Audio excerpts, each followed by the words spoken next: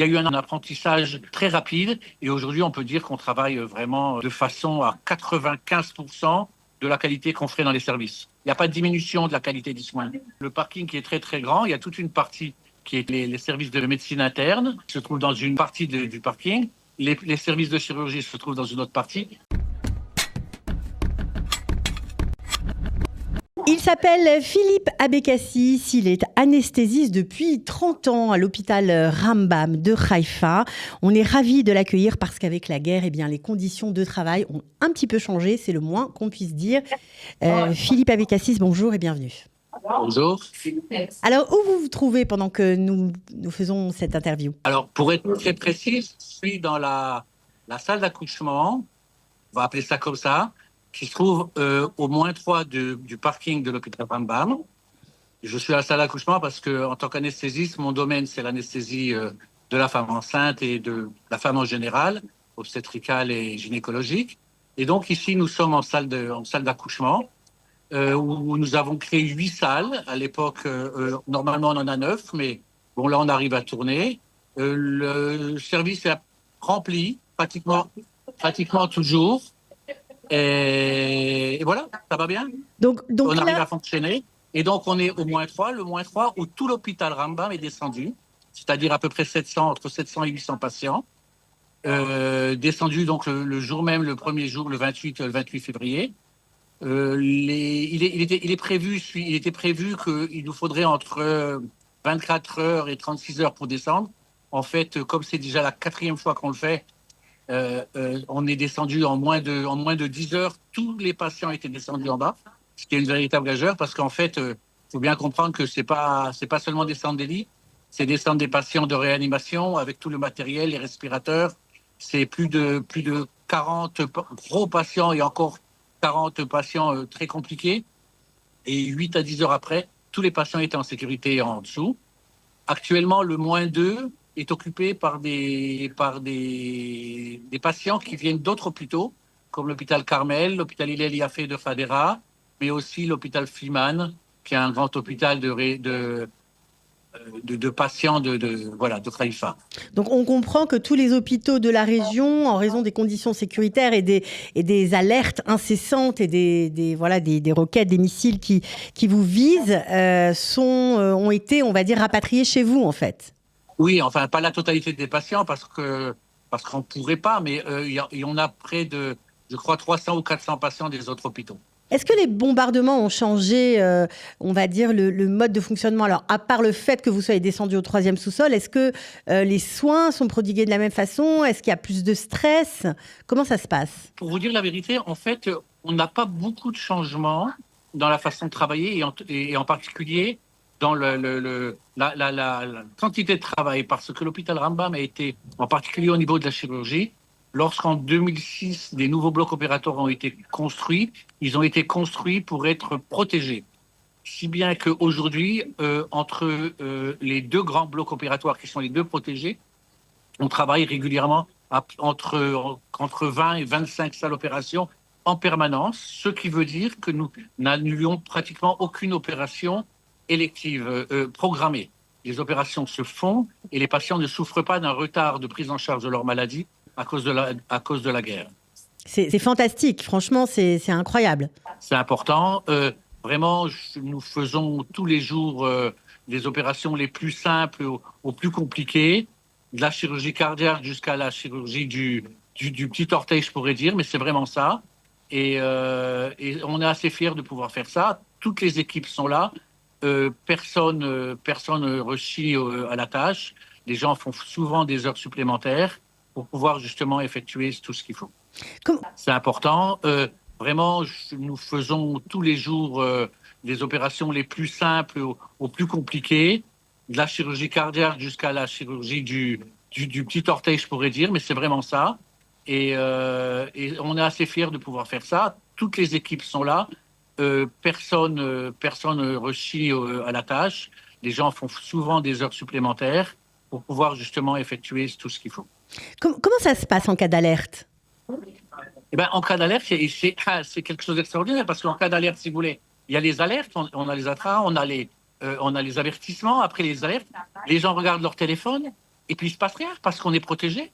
Alors souvent, on voit tout de même des mères, des jeunes femmes qui téléphonent à la maison pour savoir comment ça se passe, si tout va bien en dehors. Mais l'hôpital, le fonctionnement au moment d'une alerte ne change rien. Il n'y a aucun rien, il ne se passe rien. On continue de travailler, c'est un peu surréaliste. On sait qu'au-dessus, il y a des alertes, on sait qu'il peut y avoir des bombardements, mais il ne se passe strictement rien de spécial au niveau du travail au moment. On est totalement isolé. C'est comme si que vous étiez dans un super bunker, en fait, en gros. Oui, voilà, c'est ça. De toute façon, cet hôpital a été prévu, si vous voulez. Il y a beaucoup d'hôpitaux en Israël qui ont descendu leurs patients dans les parkings ou dans certains endroits protégés. L'hôpital Rambam, il est très particulier en ça qu'il est pensé. Le parking de l'hôpital est pensé pour recevoir des patients. Je vais vous expliquer pourquoi. En 2006, avec la Seconde Guerre du Liban, pour la première fois, il y a eu des missiles qui ont commencé à arriver à Haïfa et autour de Haïfa. Ce n'était pas arrivé jusqu'à présent. Les roquettes, les katyushot arrivaient à Nariam, à Lot, mais pas à Haïfa. Et tout d'un coup, on a eu très peur parce qu'on aurait très bien pu avoir une situation où un missile tombait sur l'hôpital. À l'époque, dans la précipitation, on a essayé de descendre un maximum de patients dans les endroits qui étaient un peu protégés. Mais c'était quoi? C'était des barras, des caves, des ceci, des cela. Au même moment, il y avait un grand projet de construire un grand parking avec 3 étages souterrains. Après la guerre, ce projet tel qu'il était pensé a été arrêté et on l'a repensé totalement avec l'idée que chaque place de parking pourrait servir de lit de patients. Et donc, pour chaque place de parking, ça ne se voit pas au jour le jour, mais il suffit de soulever un petit couvercle et alors vous apercevez que vous avez les prises d'électricité, d'oxygène pour les aspirations. Et donc, chaque place est vraiment, vraiment pensée pour qu'un lit soit occupé avec toutes les conditions nécessaires pour faire de la médecine de haut niveau. Vous êtes fier de travailler dans un hôpital pareil? Je suis très fier aussi de voir à quel point les gens sont sérieux, à quel point les gens sont contents de faire ce qu'ils font. Je suis fier de ne pas voir autour de moi des gens démoralisés, des gens qui rechignent, des gens qui vont se plaindre. Non, ça n'existe pas. Il y a un enthousiasme, c'est peut-être un bien grand mot, et c'est vraiment, vraiment la routine. Vraiment la routine. Extraordinaire. On travaille comme il faut. Vous avez une formation particulière pour gérer cette nouvelle façon de travailler, parce que malgré tout, c'est un peu différent. Non, on a appris ça sur le tas. Il n'y a pas vraiment de formation pour travailler dans ce genre d'endroit. Mais on se fait, vous savez, l'esprit humain et l'individu apprend très très vite à s'adapter à toutes les situations et très vite les gens ont su prendre leur marque. Il y a eu un apprentissage très rapide et aujourd'hui on peut dire qu'on travaille vraiment de façon à 95% de la qualité qu'on ferait dans qu'on ferait dans les services. Il n'y a pas de diminution de la qualité des soins. Extraordinaire. Vous pouvez nous montrer un peu concrètement comment ça s'organise, comment les patients sont disposés, où ils se trouvent? Le parking qui est très très grand, il y a toute une partie qui est tous les services de médecine interne, qui se trouvent dans une partie du parking. Les services de chirurgie se trouvent dans une autre partie. Ici, moi, je suis dans toute l'unité, dans ce qu'on va appeler gynéco-obstétrique, c'est-à-dire la salle d'accouchement, le service de gynéco, les services de maternité, puisque les femmes après accouchement sont donc hospitalisées 4-5 jours. Juste à côté, collé, il y a les services où aussi on peut voir de néonatologie, pour les enfants, quoi. Donc on est très proche.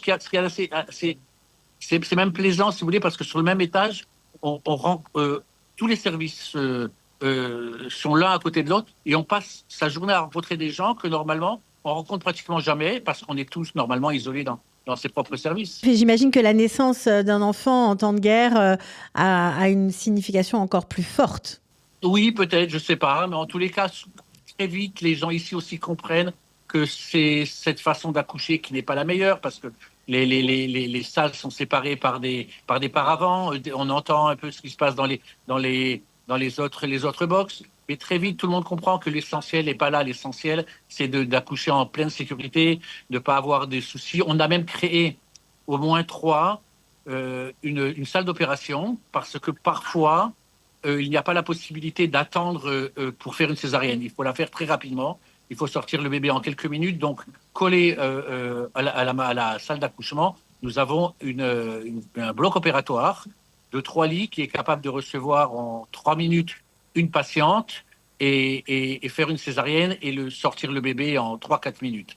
Et c'est ce qui se passe exactement à la minute. On voulait faire l'entretien là-bas, mais en fait, il y a une césarienne. Voilà, donc aucune diminution de la qualité des soins. C'est, je pense, le principal message. Bravo, vraiment bravo. On est très fiers de vous tous et de faire partie vraiment de cette nation dans ces temps-là. J'espère que cette interview mettra du baume au cœur à ceux qui nous écoutent.